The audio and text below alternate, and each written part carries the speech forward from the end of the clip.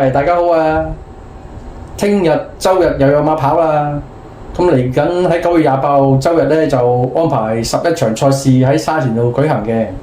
咁當中咧就有2場泥地、9場草地。草地咧就安排喺私家3欄最窄嘅跑道競逐嘅。咁未同大家分享我啲馬膽之前咧，睇翻我上條片推介嗰4隻馬膽啊。第一隻就係暴風雷。咁開賽嗰時咧就落緊傾盆大雨啊，騎嗰個咧就太過錫身啦，誠意又加唔足，所以跑個近頸4。第二隻咧就介紹魅力之福，咁呢隻馬咧就跑起上嚟就相當之失望啊！佢都未試過輸到咁遠嘅。咁賽後翻嚟咧，原來佢跑完之後咧氣管大把血啊，咁健康上出現問題，咁唯有就認命啦，都冇辦法。至於第3匹介紹嗰匹咧，就係叫自跑得，好彩呢一隻咧都順利咁輕鬆咁贏出，雖然係熱門，但係都好過冇啦。至於第4匹咧就賽事取消咗嘅，就華麗再勝。咁喺聽日周日賽事咧，佢都有份跑嘅，就係第9場2號嘅。咁4隻馬膽之中咧，有一隻有健康問題啦，一隻咧就騎者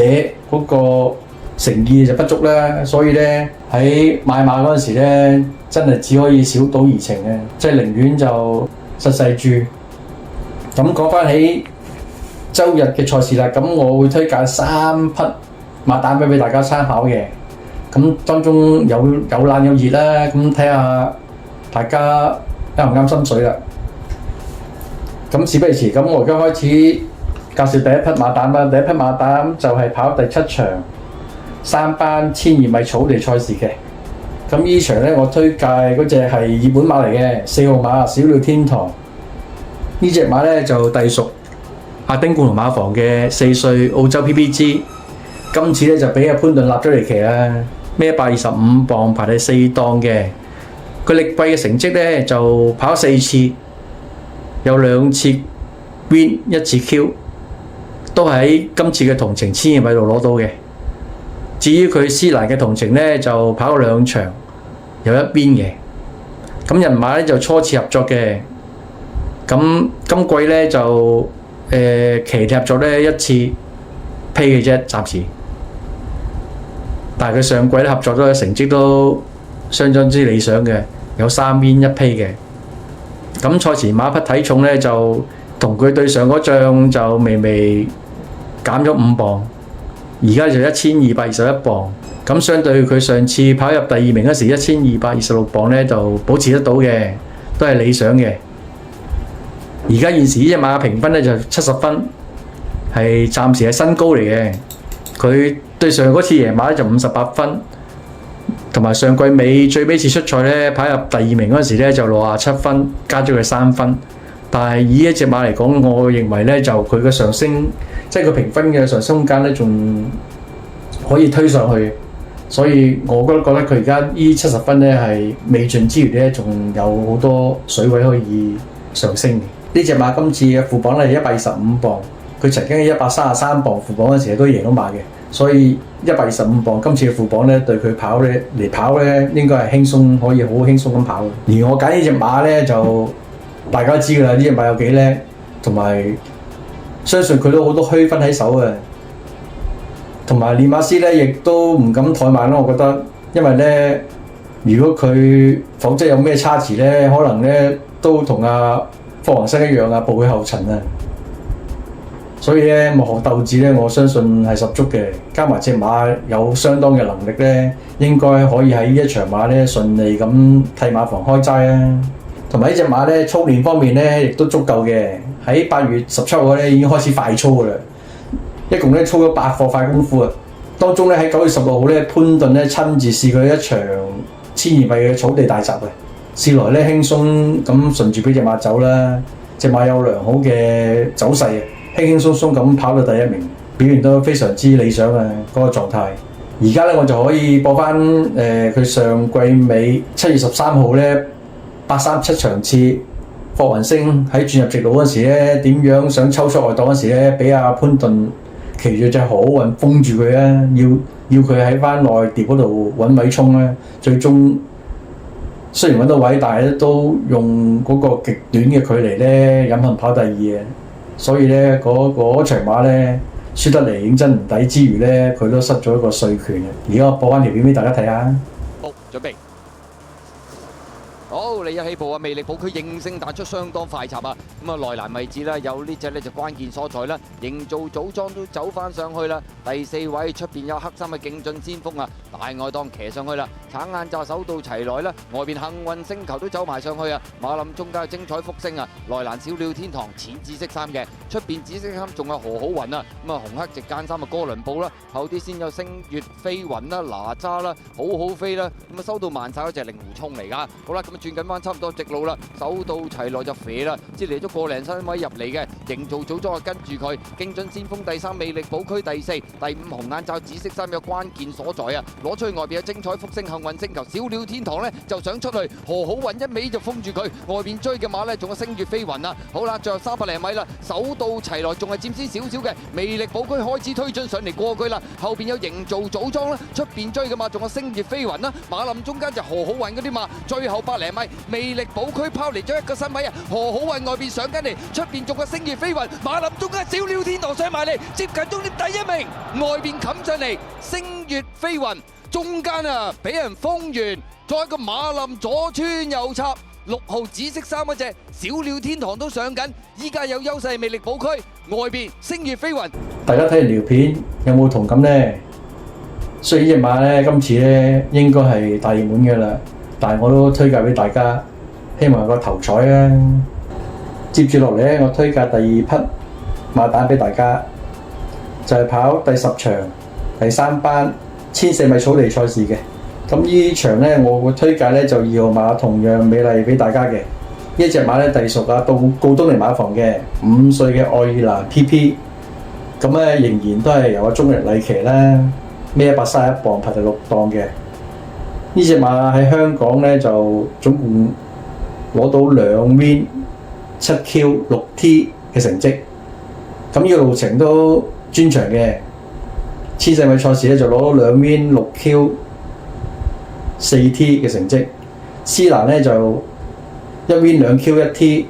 4落地。咁人馬咧就合作過4次嘅，咁中日騎佢咧非常之合拍啦，有2 win 1T 1落地嘅成績。騎練今季咧就開齋嘅，暫時咧有1 win 1披嘅成績啦。上季就有12 win 31披嘅，相當之理想啊！人騎練合作，始終係佢徒弟仔啊嘛。咁而家呢隻馬咧就同佢上次贏馬嗰時咧，微微咁咧上升咗1磅，而今仗咧佢評分咧就係75分，對上咧就佢贏馬咧就係上仗最高分嘅啦，68分。但係佢曾經咧就喺嚟香港第2季嗰陣時咧，曾經喺79分嗰陣時咧都上過名嘅。當時要孭到135磅跑1400米都可以跑入第2名嘅。咁證明呢一隻馬咧個分數咧就雖然暫時75分睇到好似好高，其實就唔高嘅，因為佢以佢一隻5歲馬嚟講咧，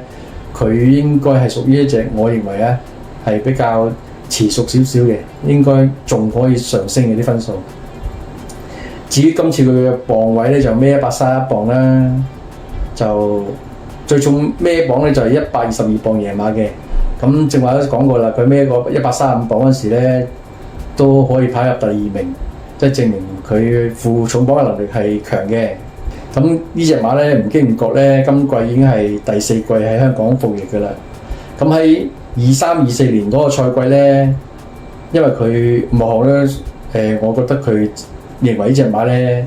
都有幾好嘅能力嘅，所以咧喺嗰季咧就想爭分去跑個打比大賽咧，喺9月至到1月短短呢4個月之內咧就安排呢匹馬咧就跑咗8場嘅賽事嘅。雖然嗰8場賽事都贏唔到頭馬，但係咧總算都有3Q 3T 嘅成績，順利爭夠分咧去跑嗰3場嘅打比大賽。頭嗰2場1600、1800米隻馬嘅能力都 OK 嘅，2場都分跑第5名啊。咁最尾一場2000米可能個場力未必足夠啦，咁啊輸得比較遠啲啦。咁可能因為嗰一季嚟講咧，逼隻馬逼得太過犀利嘅，所以咧令到佢呢隻馬咧去到上季尾先至可以順利喺香港贏出第一場頭馬。咁贏咗之後咧，今季呢隻馬咧喺開羅日咧，再喺同程度咧可以連捷喎。咁證明呢匹馬咧現時係大熟大勇之中，同埋咧相信幕後咧必定會把握呢個機會咧去爭取好成績嘅。話晒呢隻馬咧，始終而家年紀咧都淨係5歲，都係屬壯年，同埋佢個兄弟馬咧就係、大家熟悉嘅就係馬王啦，浪漫勇士就係佢兄弟馬啦。佢浪漫勇士上季7歲都仲可以有咁驕人成績咧，所以以一隻而家呢隻5歲馬嚟講咧，佢應該里程係未盡嘅。喺操練方面啦，咁喺上仗9月7號勝出之後咧，匹馬咧安排咗喺9月14號已經復課快操嘅啦，一共操咗4課快功夫啊！操練上咧繼續壓迫佢，冇放緩到嘅。咁相信幕後咧應該係想繼續爭取好成績嘅。咁而家我播翻匹馬上仗開羅日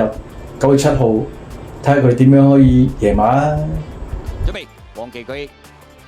好，你一起步嘅時候咧，爭有少少慢咗啊！前面快嘅馬咧，埋邊佳應巨星啦，中間數出去嘅馬有呢隻艾利奧12神將，同樣美麗啊！外邊呢，咁啊黃藍衫嗰隻咧就標誌星河嚟噶啦，咁啊大約跟住個第6位到啦，綠色衫啊太太精神，外邊啊壯志凌雲啊，內欄紅衫白帽幸運派彩啊，中檔紫色衫做魅力之耀啊，後邊5匹馬穿甲戰鷹正極東方飛影啊，呢隻係堅闖，暫時殿後呢係爭友嚟嘅。好啦，轉香港體學院灣啊，前面放頭嘅馬呢，原來係同樣美麗喎。跟住喺第2位外邊啊標誌星河啊，第3位埋邊呢，咁啊仲有12神將啦，第4位咁啊中檔位置艾利奧埋邊淺藍衫佳應巨星啊，響外邊第6位紅衫白帽嘅壯志凌雲啊，後多層嘅馬啦攞咗出去喎，綠衫太太精神啊，內欄紅衫白帽幸運派彩啊，橙衫穿甲戰鷹都攞埋出去，後啲先有堅闖東方飛影正極包尾直路係爭友嚟噶。好啦，最後直路啦，同樣美麗佔先少少嘅中檔追佢嘅馬就係標誌星河啦，外邊有壯志凌雲啦，外邊追仲有太太精神啊，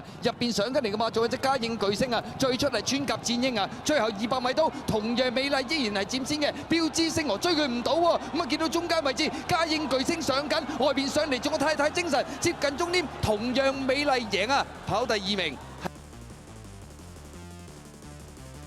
接住落嚟咧就係推介埋第3匹馬膽俾大家。係跑第11場3班1600米草地賽事嘅，咁我推介馬咧就係9號馬嘅幸運派彩，咁呢匹馬咧隸屬徐宇石馬房嘅4歲澳洲 PP， 今仗咧仍然由奧爾文去策騎嘅，孭125磅排第3檔，咁呢隻馬咧嚟香港咧就跑過6次都輸，咁呢個同程千6米咧跑過2次都冇表現嘅。咁人馬合作咧就騎過6次啊，6次都係奧爾文執韁嘅，都係冇表現嘅。騎練今季合作咧就暫時合作咗3次，有2批1落地嘅。咁上季咧就合作咗成績幾理想嘅，有4 win 7批嘅。至於隻馬咧，今仗嘅體重咧比上仗咧季初出嗰陣時咧就重翻13磅啦，去到1101磅，1101磅啦。咁咧就上翻佢嗰個喺上季尾嗰陣時咧有持續表現，幾場跑嚟4名嗰個體重咧差唔多啦已經。呢隻馬而家評69分，上季咧評72分嗰陣時咧持續咧有連續4仗咧都可以跑入第4名，咁證明呢隻馬咧而家喺呢個班次喺呢個分數度咧應該就唔會蝕底嘅。